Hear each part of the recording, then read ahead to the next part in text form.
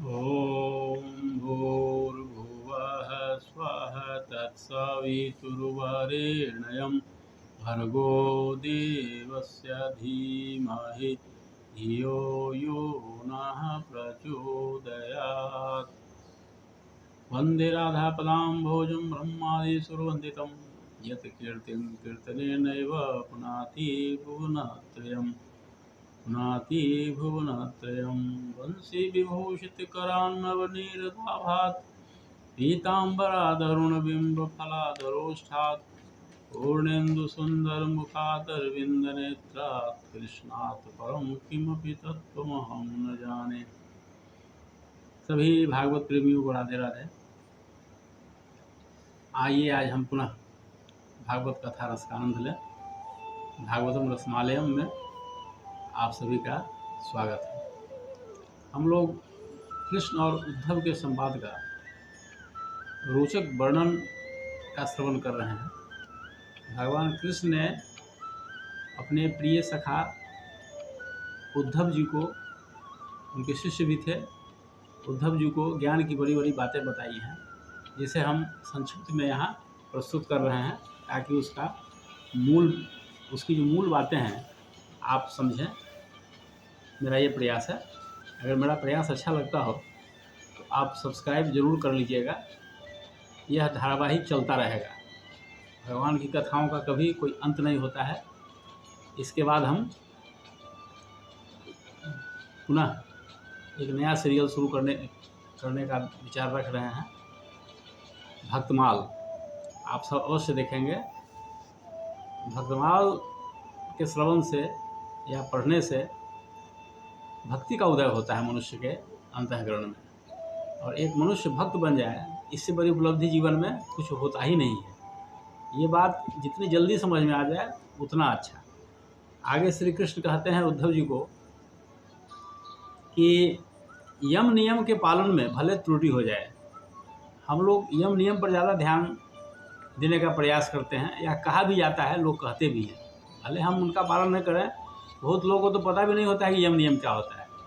तो यहाँ कहा जा रहा है कि यम नियम के पालन में जो लगे हैं लोग, अच्छी बात है, करना चाहिए, लेकिन अगर उसमें कोई त्रुटि भी आ जाए तो उसकी चिंता नहीं करनी चाहिए। बस करना यही है कि जिनको आपने अपना गुरु बनाया है, गुरु स्वीकार किया है, उनको भगवान का ही स्वरूप माने, कृष्ण का ही स्वरूप अपने गुरु को माने, और गुरु की सेवा करें। गुरु की सेवा में कोई कमी न छूटे नहीं, यम नियम भले छूट जाए, गुरु की सेवा में कोई कोताही नहीं। गुरु की सेवा अप्रत्यक्ष रूप से भगवान की ही सेवा है। गुरु में और भगवान में कोई फर्क नहीं होता है। हम हमेशा सकाम कर्म करने की बात नहीं सोचें, क्योंकि सकाम कर्म का जो परिणाम होता है वह दुख ही होता है, ऐसा शास्त्रों में कहा गया है। मनुष्य को चाहिए कि ज्ञान प्राप्त करने की इच्छा रखे। श्रीमद् भगवद गीता में भी कहा गया कि न ही ज्ञानेन सदृशम पवित्रम इह विद्यते। ज्ञान के समान पवित्र करने वाला दूसरा कुछ नहीं होता है। यथो धांसी समृद्धो अग्नि भस्मसात कुरुते अर्जुन, ज्ञान आग्नि सर्वकर्माणि भस्मसात कुरुते। जैसे अग्नि ईंधन को जलाकर भस्म कर देती है, उसी तरह से ज्ञान की अग्नि सभी कर्म संस्कारों को जला देती है। और जब कर्म संस्कार हमारे नहीं बचेंगे तो फिर जन्म मृत्यु से पार हो जाएंगे हम, फिर इस संसार में आना नहीं पड़ेगा। इस बात का हम हमेशा ध्यान रखें। तो जन्म मृत्यु का जो चक्र है, ये जन्म मृत्यु क्या है? ये अज्ञानता का परिणाम है। जन्म मृत्यु और कुछ नहीं है। जन्म मृत्यु इस शरीर का होता है। हम कोटि कोटि जन्मों में अनादि अविद्या का शिकार है। अनादि अविद्या क्या होता है? अनादि अविद्या का अर्थ है शरीर को और संसार को अपना मानना। तो जब हम शरीर नहीं रहेंगे तो फिर जन्म मृत्यु क्या होता है? जन्म मृत्यु क्या है? हमारे शास्त्र प्राचीन जमाने से कहते आए हैं कि अमृतोर्मा अमृतम गमय, मृत्योर्मा अमृतम गमय, तमसो माँ ज्योतिर्गमय। ये क्या है? असतो माँ सतगमय, मृत्योर्मा अमृतम गमय। मृत्यु से अमृतत्व की ओर ले चले। ये कब होगा? जब हम शरीर भाव से मुक्त हो जाएंगे। जब हम शरीर है ही नहीं तो जन्म क्या मृत्यु क्या। इसलिए जन्म और मृत्यु का कारण अज्ञान है। हमारा मूल स्वरूप है, जीव स्वरूप में हम हैं, जो भगवान का नित्य दास है। अपने इस स्वरूप को हम हमेशा याद रखें।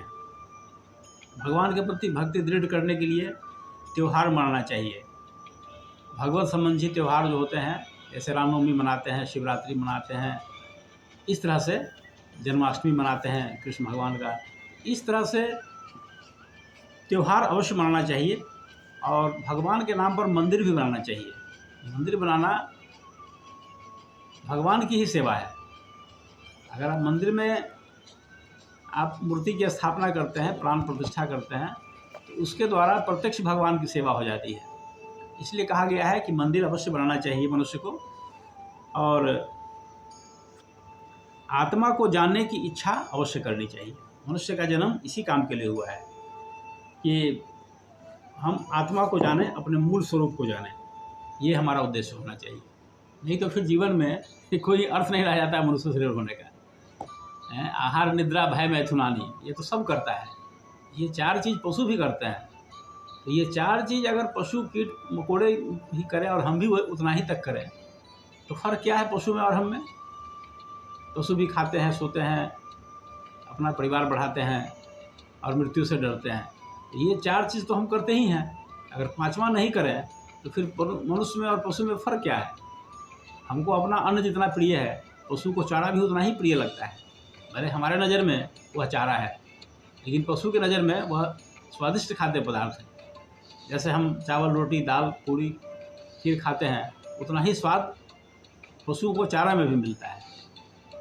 तो फिर हम में और पशु में फ़र्क क्या है। बस यही फ़र्क है कि वह पशु जो है वो भगवत प्राप्ति का प्रयास नहीं कर सकता है, कथा श्रवण नहीं कर सकता है। हम लोग यह काम कर सकते हैं, और यही काम हम लोग नहीं करते हैं। पूरा ज़िंदगी गुजार देते हैं आहार निद्रा भय मैथुनानी। तो कोई फ़र्क नहीं है। इसलिए आत्मा के स्वरूप को अवश्य जानना चाहिए। और एक समय आता है जब मनुष्य के ऊपर मृत्यु सवार हो जाता है।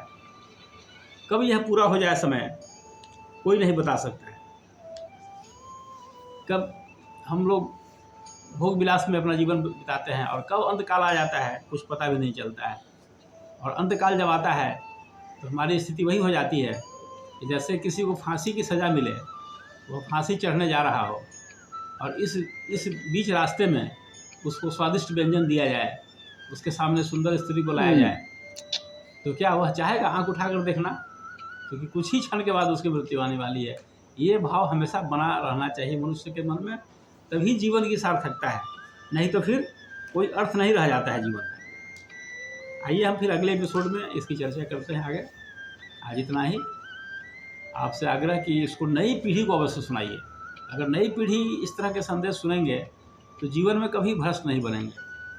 हम लोग जब बच्चे थे तो सुनते थे कि IAS IPS कोई बनता है, तो उस ज़माने में IAS का मतलब था कि बहुत ईमानदार, बहुत कर्मठ होना। आज IAS अफसर जेल जा रहे हैं, सब के ऊपर भ्रष्टाचार की इंक्वायरी चल रही है। ये कैसा IAS है? क्या फ़ायदा है पढ़ के, इतना पढ़ने से? पढ़ लिख के हम जेल चले जाएँ, पढ़ लिख कर हम भ्रष्ट बन जाए, पदच्युत हो जाए। अगर अपने बच्चों को बचाना है तो उनको भागवत का कथा श्रवण कराना होगा। और इसी के लिए हम मेहनत कर रहे हैं। 8 मिनट 10 मिनट का सीरियल बनाते हैं। अपने बच्चों को आप निश्चित रूप से इसका श्रवण कराइए, नहीं तो आपको पछताना पड़ेगा। ये मेरा दावा है। ओम शांति।